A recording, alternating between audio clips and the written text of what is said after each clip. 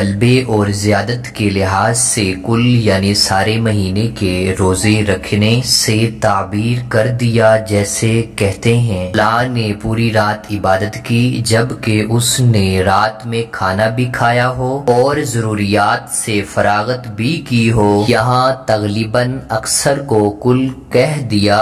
مزید فرماتے ہیں اس حدیث سے معلوم ہوا کہ شعبان میں جیسے قوت ہو وہ زیادہ سے زیادہ روزے رکھے، البتہ جو کمزور ہو وہ روزہ نہ رکھے، کیونکہ اس سے رمضان کے روزوں پر اثر پڑے گا۔ یہی محمل یعنی مراد و مقصد ہے ان احادیث کا جن میں فرمایا گیا نصف یعنی آدھے شعبان کے بعد روزہ نہ رکھو۔ دعوت اسلامی میں روزوں کی بہاریں۔ دعوت اسلامی کے اشاعتی ادارے مکتبۃ المدینہ کی مطبوعہ 1548 صفحات پر مشتمل کتاب فیضان سنت جلد اول صفحہ نمبر 1379 پر ہے۔ حجت الاسلام حضرت سیدنا محمد بن محمد غزالی علیہ رحمت اللہ الوالی فرماتے ہیں مذکورہ حدیث پاک میں پورے ماہ شعبان المعظم کے روزوں سے مراد اکثر شعبان المعظم یعنی مہینے کے آدھے سے زیادہ دنوں کے روزے ہیں۔ شعبان المعظم کے روزے رکھنا چاہیے تو اس کو ممانعت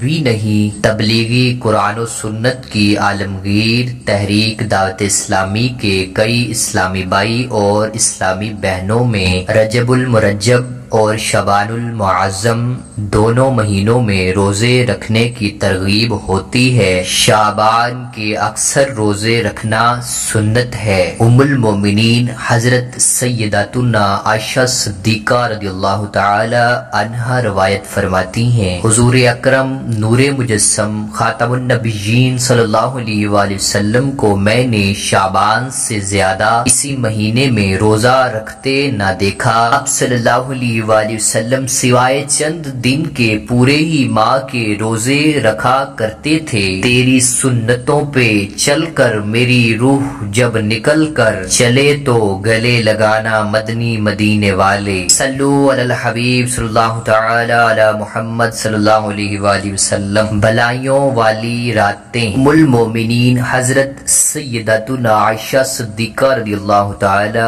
عنہا فرماتی ہیں میں نے آپ صلی اللہ علیہ وآلہ وسلم کو فرماتے سنا اللہ عز و جل خاص طور پر 4 راتوں میں بلائیوں کے دروازے کھول دیتا ہے۔ نمبر 1 بقر عید کی رات، نمبر 2 عید الفطر کی چاند رات، نمبر 3 شعبان کی 15ویں رات کے اس رات میں مرنے والوں کے نام اور لوگوں کا رزق اور اس سال حج کرنے والوں کے نام لکھے جاتے ہیں، نمبر 4 8 اور 9 ذی الحج کی درمیانی رات آذان فجر تک نازک فیصلے۔ میٹھے میٹھے اسلامی بھائیوں، شعبان المعظم کی رات کتنی نازک ہے، نہ جانے کس کی قسمت میں کیا لکھ دیا جائے۔ بعض اوقات بندہ غفلت میں پڑا رہ جاتا ہے اور اس کے بارے میں کچھ کا کچھ ہو چکا ہوتا ہے۔ انیت الطالبین میں ہے بہت سے کفن دھل کر تیار رکھے ہوتے ہیں مگر کفن پہننے والے بازاروں میں گھوم پھر رہے ہوتے ہیں۔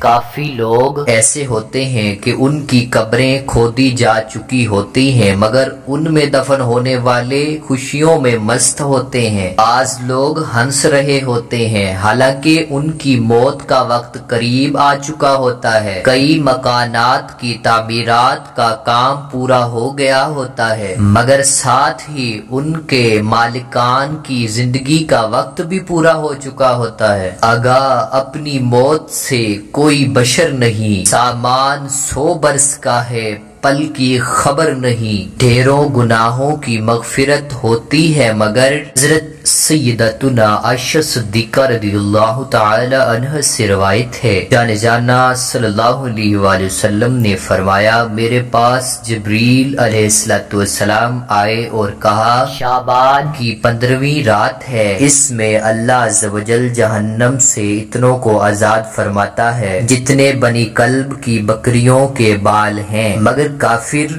اور عداوت والے اور رشتہ کاٹنے والے اور کپڑا لٹکانے والے اور والدین کی نافرمانی کرنے والے اور شراب کے عادی کی طرف نظر رحمت نہیں فرماتا۔ حدیث پاک میں کپڑا لٹکانے والے کا جو بیان ہے، اس سے مراد وہ لوگ ہیں جو تکبر کے ساتھ ٹخنوں کے نیچے تہمد یا پاجامہ یا لمبا کرتا وغیرہ لٹکاتے ہیں۔ کروڑوں حنبلیوں کے عظیم پیشوا حضرت سیدنا امام احمد بن حنبل رضی اللہ تعالی عنہ نے حضرت سیدنا عبداللہ بن عمر رضی اللہ تعالی عنہ سے جو روایت نقل کی، اس میں قاتل کا بھی ذکر ہے۔ حضرت سیدنا قصیر بن مرہ رضی اللہ تعالی عنہ سے روایت ہے کہ تاجدار مدینہ حضور خاتم النبیین صلی اللہ علیہ وآلہ وسلم نے فرمایا، اللہ عز و جل شعبان کی 15ویں شب میں تمام زمین والوں کو